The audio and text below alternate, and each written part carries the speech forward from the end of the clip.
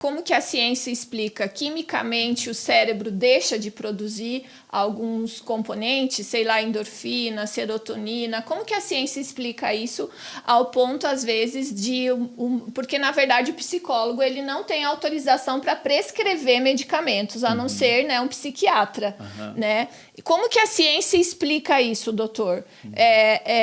Porque existem alguns casos de depressão que talvez precisa entrar com uma medicação. É assim, o que eu costumo falar com os meus pacientes é que nem todo transtorno mental precisa de medicação. Nem todo. Né? Mas todo transtorno mental precisa de um psicólogo. Precisa da ajuda da psicoterapia. Né? Então, assim, em relação à depressão, por isso que é importante, né? Esses casos mais graves, a gente precisa ir no médico, porque, assim, existem doenças clínicas que simulam episódios depressivos. Uau. Então, por exemplo, a tireoide está desregulada. Né? Um hipotireoidismo, um hipertireoidismo, uma anemia, né? Principalmente as mulheres, né? Porque tem a menstruação, então tem a alteração do ciclo menstrual. Menstrua, tem anemia, isso simula depressão, doenças neurológicas. Né? Então, existem doenças hormonais. Então, é importante a gente fazer uns exames, né? E, claro, um exame físico ali bem feito, né? E ali a gente entrar com uma medicação. Em específico, a depressão, né? Então, como a depressão ela é um transtorno mental, nós sabemos que existem vários neurotransmissores que estão... O que são neurotransmissores? São substânciazinhas que comunicam um neurônio com outro neurônio. Né? Então, a depressão, principalmente a serotonina, a noradrenalina e a dopamina, são os que mais são envolvidos na depressão. E agem... E aí o que acontece? É um desequilíbrio desses neurotransmissores em áreas específicas do cérebro.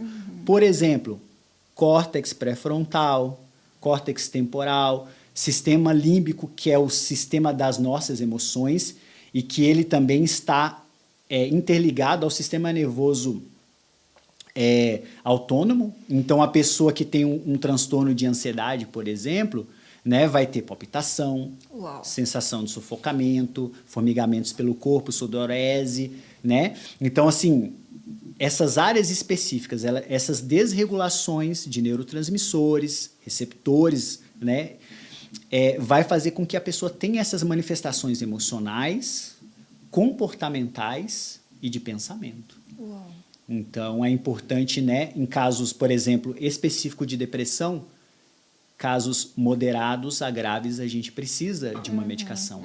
Lembrando que a medicação é só um braço do tratamento, né? Sabendo que a nossa saúde mental, ela tem toda uma rede de apoio, uma rede de proteção em saúde mental, que é você ter um bom sono, se alimentar bem, né? Uma religiosidade e espiritualidade bacana, né? Ter um apoio familiar, ter amigos, né?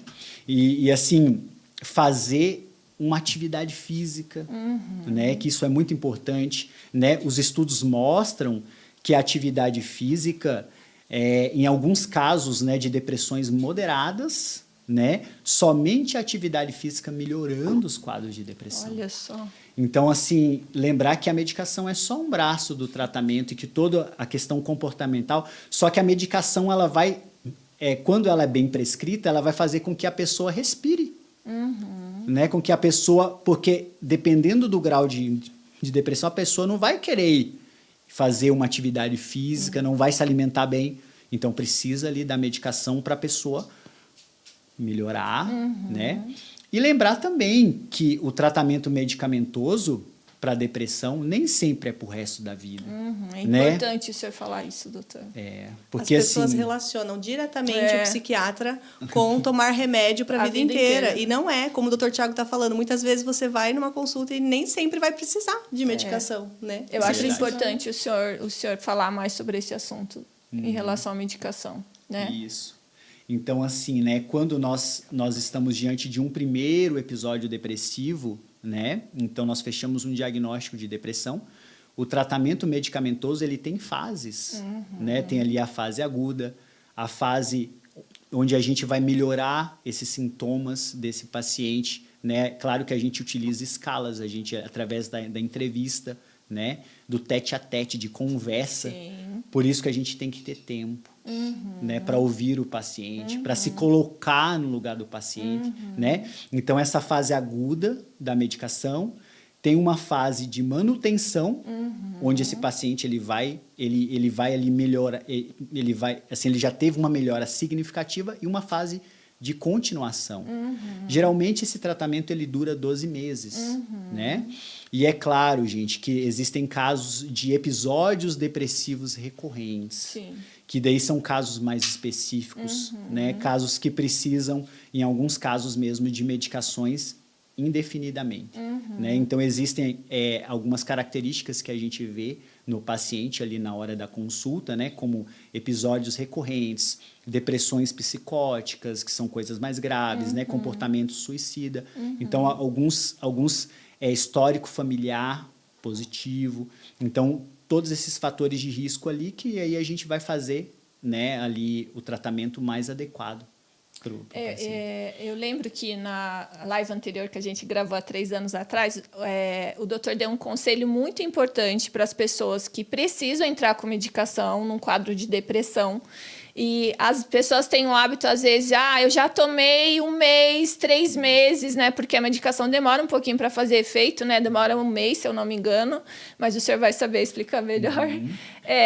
Eu já tô boa, eu não preciso mais tomar essa medicação. E eu lembro que o senhor deu um conselho que foi muito importante, né? Que não pode encerrar a medicação do dia para a noite. Sim. E assim, gente, nós sabemos que existem hoje uma gama de antidepressivos, né? Então, aproximadamente 30 medicações para depressão. Uau. Então, assim,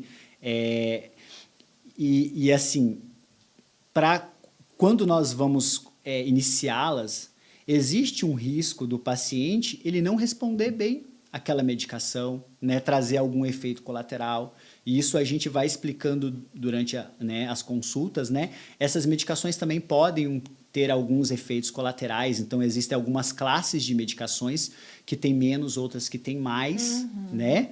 Então, cada caso a gente vai estudar, né? E realmente, gente, quando nós deixamos de parar a medicação de uma vez, né?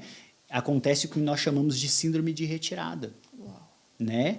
E assim, e aí quando nós não fazemos o tratamento adequadamente, tipo, eu estou bem, eu estou ótima, né? Mas nós não passamos por essa fase de continuação, temos uma chance muito grande dessa pessoa, desse paciente, ter novos episódios, né, de depressão. E as medicações, elas demoram mesmo.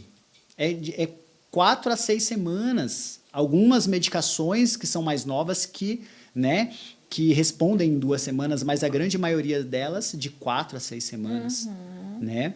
Então, lembrando que o nosso sistema nervoso central, ele tem uma barreira que nós chamamos de barreira hematocefálica, que é quando nós passamos, né, que o remedinho ele vai passar do sangue para o cérebro. E essa barreira, ela filtra bem. Então, demora um pouquinho para ir alcançando os níveis da medicação para poder entrar no sistema nervoso central. Uau. Então, é importante... Não interromper de uma hora para outra, né? Isso, entrar em contato com o seu médico. Olha, não estou aguentando, doutor, esse remédio está me fazendo mal, tá me deixando pior ainda. Então, é importante entrar em contato, porque daí ele vai saber te orientar, né? Peraí, vamos diminuir a dose. Não, vamos substituir, né? Então, assim... É uma gama de medicações. Né? E muitas vezes a gente fala, eu não dei certo com esse remédio, já tomei esse, já tomei aquele, mas justamente foi porque a pessoa abandonou do nada, sabe? Então é importante.